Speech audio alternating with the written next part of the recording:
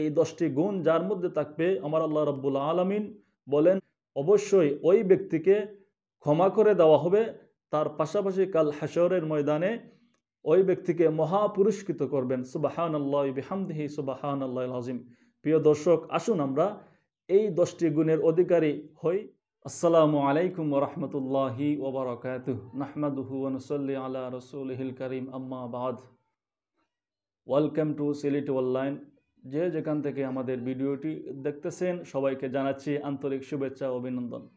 প্রিয় দর্শক, বরাবরের মতোই আপনাদের সামনে চলে আসলাম আমি হুসাইন আহমেদ। আল্লাহ রাব্বুল আলামিন বলছেন, যদি কোনো মানুষ আমার ভালোবাসা এবং দয়া পেতে চায় এবং তার পাশাপাশি কাল হাশরের ময়দানে মহা পুরস্কৃত হতে চায়, তাহলে পুরুষ এবং মহিলা যেন 10টি গুণের অধিকারী হয়।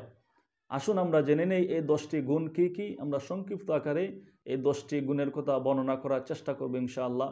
আমরা কুরআন কারীমের মধ্যে আল্লাহ রাব্বুল আলামিন বলতেছেন, প্রথম যে গুণের কথা, ইন্নাল মুসলিমিনা ওয়াল মুসলিমাত, অবশ্যই পুরুষ এবং মহিলা মুসলমান হতে হবে, ইমানদার হতে হবে। দ্বিতীয় নম্বর যে গুণ আল্লাহ রাব্বুল আলামিন বলেছেন, ওয়াল মুমিনিনা ওয়াল মুমিনাত, অবশ্যই পুরুষ এবং মহিলা মুমিন হতে হবে।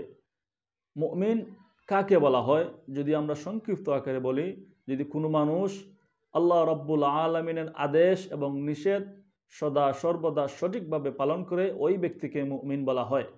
3 নম্বর যে গুণ আল্লাহ রাব্বুল আলামিন বলেছেন, ওয়াল কানিতিনা ওয়াল কানিতাত, অবশ্যই পুরুষ এবং মহিলা আল্লাহর অনুগত হতে হবে এবং শিরিক মুক্ত থাকতে হবে। তারপর আল্লাহ রাব্বুল আলামিন 4 নম্বর যে গুণের কথা বলেছেন, ওয়াস-সাদিকিনা ওয়াস-সাদিকাত, অবশ্যই মুসলমান পুরুষ এবং নারী সত্যবাদী হতে হবে, সদা সর্বদা সত্য কথা বলতে হবে। 5 নম্বর যে গুণের কথা আল্লাহ রাব্বুল আলামিন বলেছেন, ওয়াস-সাবিরিনা ওয়াস-সাবিরাত, অবশ্যই মুসলমান পুরুষ এবং নারী সবুরকারী হতে হবে, ধৈর্যশীল হতে হবে। 6 নম্বর যে গুণের কথা আল্লাহ রাব্বুল আলামিন বলেছেন, ওয়াল খাশিঈনা ওয়াল খাশিআত, অবশ্যই পুরুষ এবং মহিলা তার প্রত্যেক ইবাদতের ক্ষেত্রে আল্লাহ রাব্বুল আলামিন যে ইবাদতগুলো আমাদেরকে দিয়েছেন পালন করার জন্য, প্রত্যেকটি ইবাদত যেন খুলুসিয়তভাবে বিনত বিনয়ের সাথে আমরা পড়তে পারি, এই গুণকে 6 নম্বর গুণ বলা হয়। 7 নম্বর গুণ আল্লাহ রাব্বুল আলামিন বলেন, ওয়াল মুতাসাদ্দিকিনা ওয়াল মুতাসাদ্দিকাত, যে ব্যক্তি সদা সর্বদা আল্লাহর রাস্তায় দান সদকা করে, ওই ব্যক্তিকে 7 নম্বর গুণের অধিকারী বলা হয়।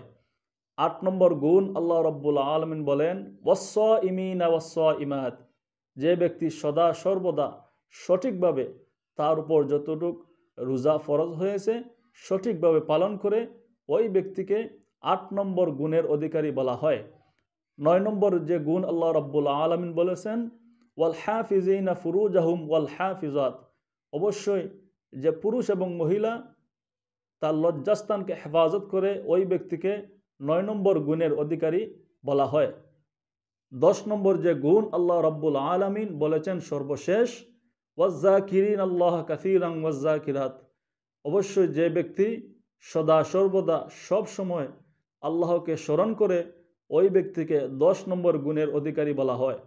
প্রিয় বন্ধুগণ, এই 10টি গুণ যার মধ্যে থাকবে আমার আল্লাহ রাব্বুল আলামিন বলেন, আ'আদাল্লাহু লাহুম মাগফিরাতান ওয়া আজরান আযীমা, অবশ্যই ওই ব্যক্তিকে ক্ষমা করে দেওয়া হবে, তার পাশাপাশি কাল হাশরের ময়দানে ওই ব্যক্তিকে মহা পুরস্কৃত করবেন। সুবহানাল্লাহি বিহামদিহি সুবহানাল্লাহিল আযীম। প্রিয় দর্শক, আসুন আমরা এই 10টি গুণের অধিকারী হই এবং তার পাশাপাশি এই ভিডিওটি আমরা শেয়ার করি এবং মানুষের মধ্যে প্রচার করে দেই। আসসালামু আলাইকুম ওয়া রাহমাতুল্লাহি।